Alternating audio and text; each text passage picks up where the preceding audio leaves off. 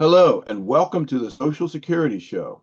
Josephine and I are back here to give you more information about the topics that you find most interesting from the Social Security Administration.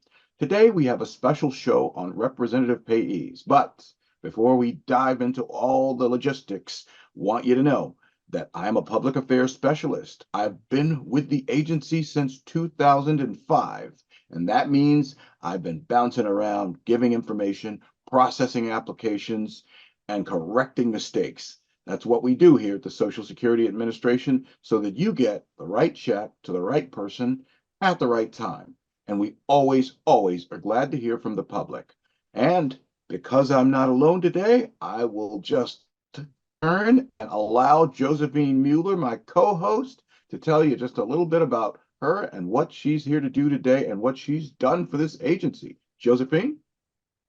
Thank you so much, Mr. Summer. And we're just so excited to be here with you all today. Thank you for watching this show today. Whatever time of day you're watching it, we are grateful that you are here with us.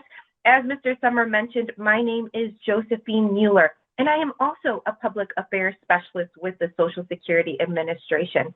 And I have the great opportunity to work here with my wonderful colleague and share information about Social Security's benefits and programs. And we are excited today because we're going to share information with you regarding representative payees. Now, when I first started with Social Security, I was one of the friendly faces that you would see at your local Social Security field office. So I was one of the people that would answer your questions, take retirement applications, disability applications, Medicare applications, and those representative payee applications as well. So without further ado, I'm going to go ahead and pass it back over to my wonderful colleague, Mr. Summer, who's going to kick us off. Daniel? Thank you, Josephine. You know, millions and millions of people get Social Security benefits, but not all of them are in a position to manage their own benefits. Why, you might ask?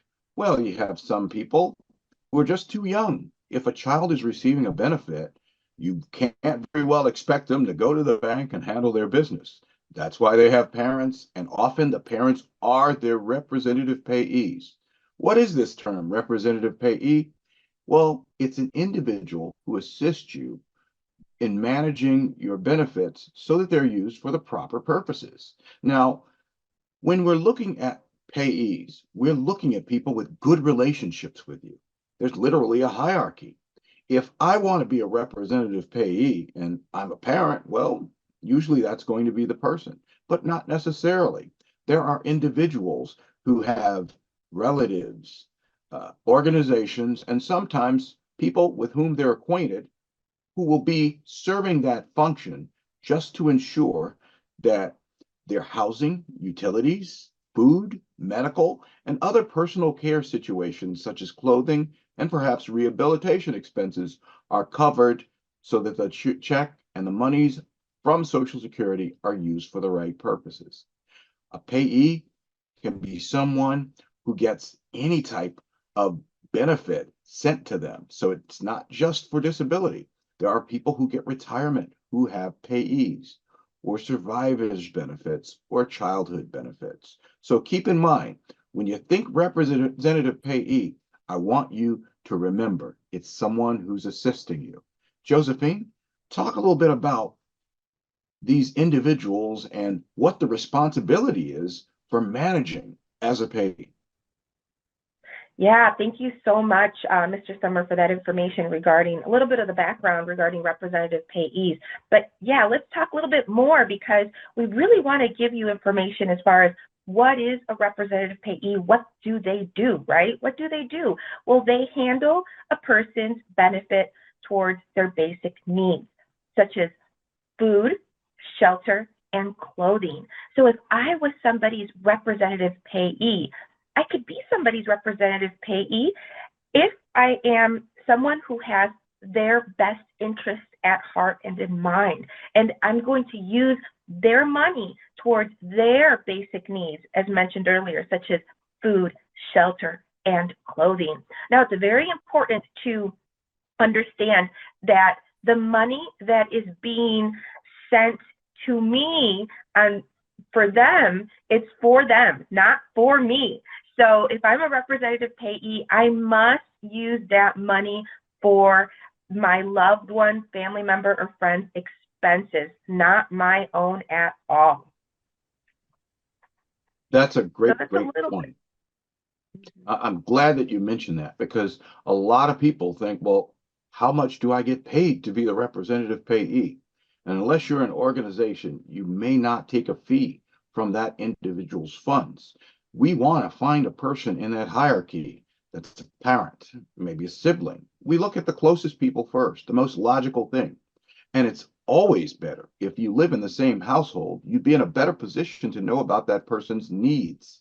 But it's not necessary that a payee is in the same household.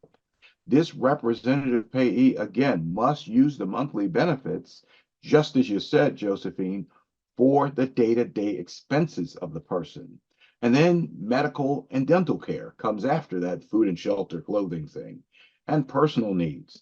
It's not as if they can't give you money to go to a movie, etc., but any additional monies left over must be saved, and it's got to be in the name of the individual who's receiving the benefit. So the monies are never the person's who receives them on behalf of an individual. You're just their manager in some respects. They depend upon you. And for whatever reason, Josie, I've seen individuals who are just great people, but the management of their benefits is a thing they can't do. Sometimes that's due to an intellectual limitation or an impairment. You have individuals who are physically unable to do the things that they need to do. I've seen people who have cognitive impairments. For instance, they've got Alzheimer's disease or something, and they need someone to assist them so that bad things don't happen, such as them losing their home because they don't pay the mortgage. So we always encourage people to find someone to trust, and we let them suggest that person to us. But before we do that, I want you to know that pays are not taken lightly. Josephine, it's true or false. We absolutely try to avoid paying the money to anyone. We don't want to put anyone in between you and your benefits. So there's only one reason why we give an individual a representative payee, and that is they would be incapable of the management of their own benefits. If they are capable, even if they want someone to manage them, and I've had this situation come up, we can't. We want to pay you directly if we can. So in the cases where you find a person who has a representative payee, it's out of necessity. Josie? Yes, that is true. It is completely out of necessity because, as you mentioned, Mr. Summer, we always want to pay the individual who the benefit pertains to. That's what we seek to do first, is pay you first. However, if you are in need of somebody's assistance, that's when we look to include a representative payee and take a representative payee application, because it is an application process. I just want to remind everyone, it is an application process. So if you are seeking a representative payee, that representative payee would have to contact us and schedule an appointment so that we can go ahead and take that application. Or if you are someone who knows your loved one, family member, or friend is having a difficult time handling their benefit and using it towards their basic needs, then you may be seeking out to reach out to us so that you can apply to be their representative payee. Either way, this is an application that we must take, and we're going to ask you several questions when making this very important decision on whether or not you are selected to be their representative payee. Great, great point, Josie. And there's a reason why it's that way. The Social Security Administration, when entrusting you with the benefits, wants you to make good decisions for that individual. There will be some situations where you might think, I need to make a special purchase. Is this a reasonable and good use of the money that's available? However, we've got to take a look into your decision history as well. For instance, during that process that you mentioned, Josephine, there are a lot of questions. A lot of them have to do with integrity. There are a few things that could make someone ineligible to be a representative payee. For instance, if someone has a drug felony, they're convicted of a fraud, etc., we want to ensure that we have an individual who would uphold their responsibilities in an ethical way. So we don't want just anyone getting the benefits. We need to vet them. And by vetting them, we give you an opportunity to ensure that you've got a person who is legitimate with your best interests in mind and will use the benefits as instructed. Because many people have assumptions about, well, I just take the money and do this with it. But there are some rules, including some reporting responsibilities, so that we are certain that the benefits are being used as they should. Now, Josie, I know that we've got some questions that have come into us once again.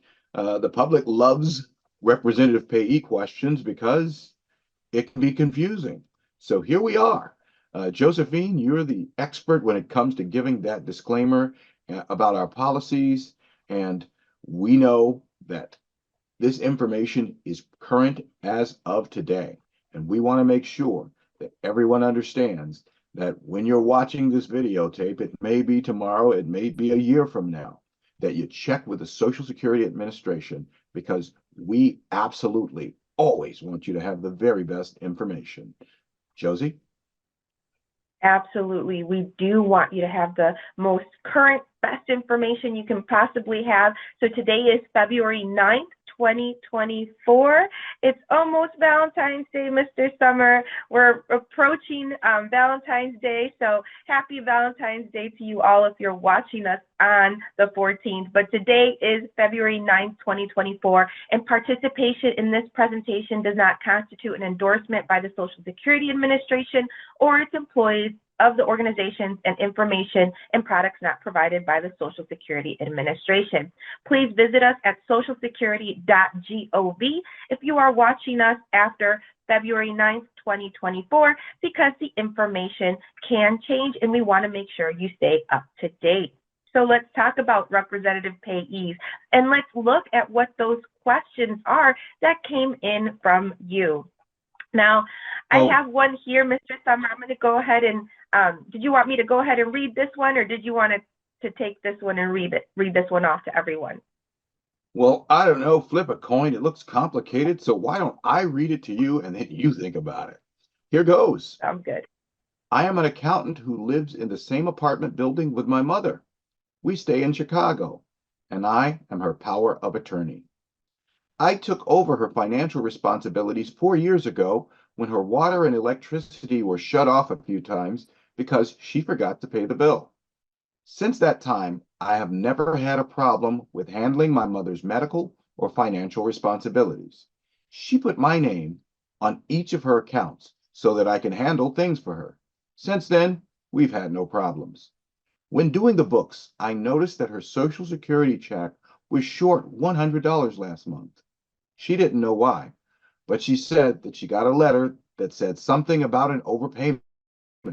I went to the Social Security office to investigate, and they wouldn't even talk to me about it. I was shocked. I even brought in a note signed by my mom saying it was okay for me to manage her affairs. Thinking that I just got a mean person who didn't want to help me, I tried to find out about it on the phone, and it was the same thing. I only want to help my mother resolve this problem and get her check back to normal. Why does Social Security keep freezing me out? Signed, this is not good. Josephine, we have a dilemma. Yes, we do. And, you know, this is a situation that is quite common, Mr. Summer, where we have seen individuals come to the local office or call us and let us know, I've been on my family, loved ones, friends account for such a long time, handling their money because I'm on their accounts. I have access to their accounts. And now there's a Social Security issue.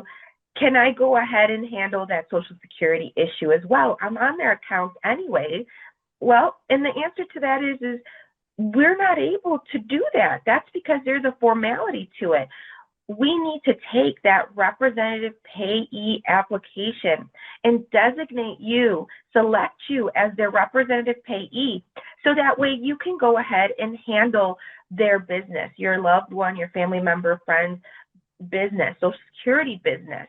Now, if you're not on our records as their representative payee, and that application has not been taken and you have not been selected, then we are not able to disclose information to you, because we must protect the information of that person. And so we are not giving you information because we want to make sure we're protecting that person's information.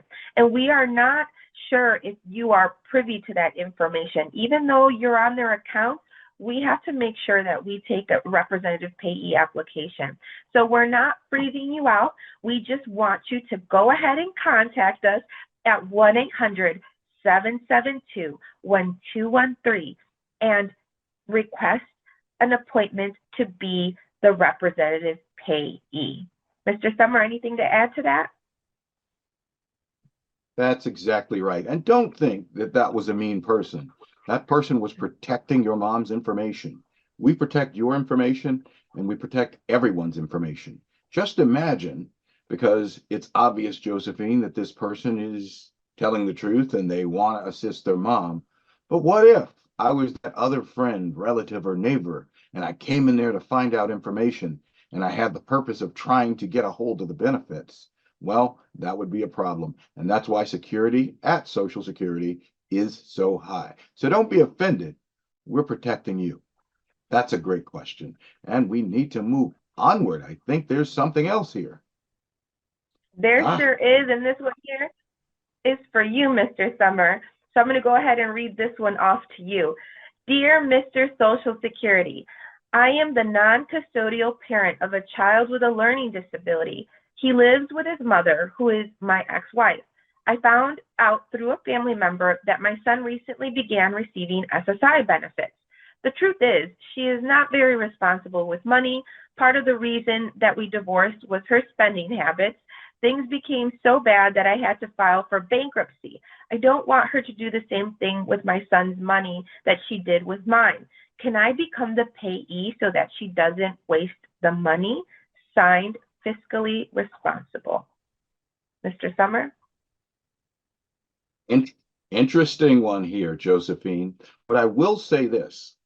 In order for someone to be removed as a representative payee, there has to be some type of evidence that there's misuse or misappropriation of funds. And there is none of that. There's just the idea that this individual has, that his ex-spouse may misuse the money. But we can't arrest people for thought crimes, even if she's thought about it. The fact is that because your situation with your ex-spouse was one way, doesn't mean she's not using the SSI benefits as she was likely instructed by Social Security. And again, this is the custodial parent. They're high on the list of priorities. And with your child in that household, that SSI benefit is based upon that household. So where the child stays, like family size, whether or not there's a housing expense, a shelter cost, all of those things are going to matter. So that son's money that you're talking about, if they moved with you, might be zero. So this is based on her income, her living situation, etc. You can't become the payee because you think she might not be a responsible person, because we vetted her first and we found her credible enough. So unless you see that there's some evidence that that is the case, well, you're just going to have to trust the process. Josephine, is there anything that you'd like to add to this? Yeah, you're right, Mr. Summer. It can definitely change things where the child is living. So that's really important to note. And it is important to trust the process. And we here at Social Security, we will make sure that when taking that application, we're reviewing individuals' information. We're asking the questions. We're very carefully making this decision. And we we do take it very seriously. So of course, if there is anything that an individual wants to report, they can always contact us. They can always reach out to us. But it is important to trust the representative payee process here. And I do want to share, to learn more about representative payees, that you can visit us at socialsecurity.gov. And if you type in the search engine that is within our website, if you type in representative payees, you are going to find lots of information about representative payees. So a lot of what we're talking about here today, you'll be able to see that information is online at your fingertips. Absolutely true. And there are frequently asked questions online. And don't forget, payees usually have to submit something annually, yearly, a payee reporting form to tell us how they spent the money. So you don't need to hawk over it, Mr. Fiscally Responsible, because Social Security has a process to make sure the monies are spent properly. Great. And this one looks like it's for you, Josephine. Dear Josie, I got a letter from Social Security telling me that my disability case had been approved. I was happy at first, but now I'm not so sure. I am glad that I was approved for disability, but there is a catch. The letter told me to bring a person I trust to handle my money for me. I called Social Security and the lady on the phone told me that I needed a representative payee. I didn't even know what that was. So I did a little digging and found out that basically it is a person who controls your money. I don't know who decided that I needed help with this. I live on my own and don't want a representative payee. My sister is my bank. Even when I was working, I'd give my money to my older sister to hold for me until I needed it. Isn't that good enough? I'm an adult and want to be able to decide what to do with my money without someone looking over my shoulder. Signed, Independent. Josephine, we have an independent person here. Yes, definitely. And I can understand, you get approved for benefits and then you see that we're asking if there is somebody that could assist you with your money. And you may feel that, what, I think I can go ahead and handle my own money. And so therefore we can certainly conduct an interview with you, and we can go ahead and take an application and review questions with you to see if you can, if you're able to use that money towards your own basic needs. And if we see that you may need some help, then we may ask if there is a loved one or a family member or friend that you trust that can come in and do an application, or that we can call and we can take a representative payee application. In this particular situation right here, from this individual who's writing to us, it looks like there's a good relationship with a sister, with an older sister. So perhaps the older sister can give us a call and we can go ahead and take an application for the older sister to be the representative payee. Anything to add to that, Mr. Summer? That's a great suggestion, but I'll just say this. I've had individuals who start off with representative payees, and then later on down the line, they learn a little bit more about how they should manage and handle their benefits, and their payees have literally come in with me and say, well, I think they're ready. And you start letting them review it and manage their own money. We give you an opportunity and a chance to manage your own benefits. So don't think that just because you have a representative payee now, you'll necessarily have one forever. So there's obviously a reason. Sometimes if you have an impairment or disabling condition, that reason might not be obvious to you.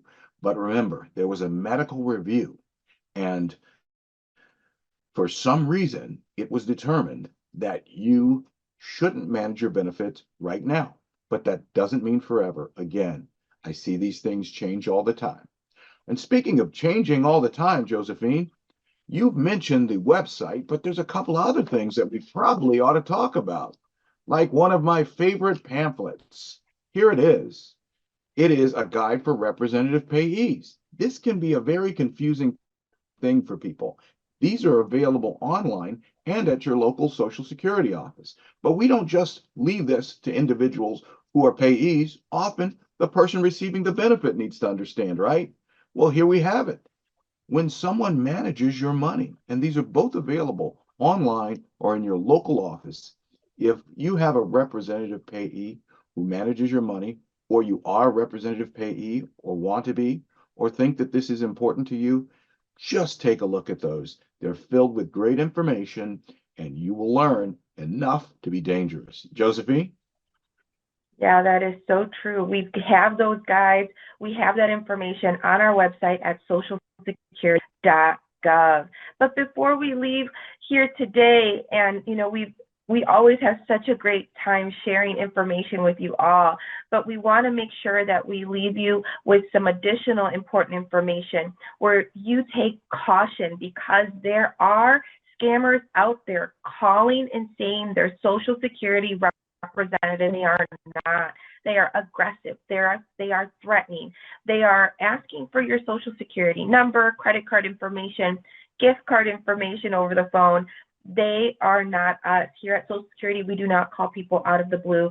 And if you get a call like that, please just hang up, and you can report this call to oig.ssa.gov. Now, on the other side, sometimes these individuals will call you, these scammers will call you, they'll be aggressive, but sometimes they'll be extra sweet, and they'll say they're going to give you a higher benefit amount if you give them information or money over the phone. We do not ever demand immediate payment. So if you get a call like that, please just hang up. And Mr. Summer, what are some of the ways that we can get in touch with Social Security if we are curious, if we did truly get a call from Social Security, if we want to complete an application, or if we have questions? Well, Josie, the first way is that phone number. Absolutely. 800-772-1213 is a good starting point. But you know what? Be industrious. If you're computer savvy, or even if you're not, you may be surprised that if you go to www.socialsecurity.gov, that's right, gov as in government, because if it says .com, that could be one of your scammers, right? Or someone else who wants your business or information. So you can do it by the phone. You can also go on the computer to contact us. But hey, we're not afraid to have people come into our field offices. We are here for you, and we're with you throughout life's journey. The reason why is because you want it to be us. Don't call any other numbers. Contact your local office. If you want to look that number up, you can go to our field office locator, because you'll have people who say, yeah, you can verify, call it this number. But I'm telling you, Josie, they'll scam anyone.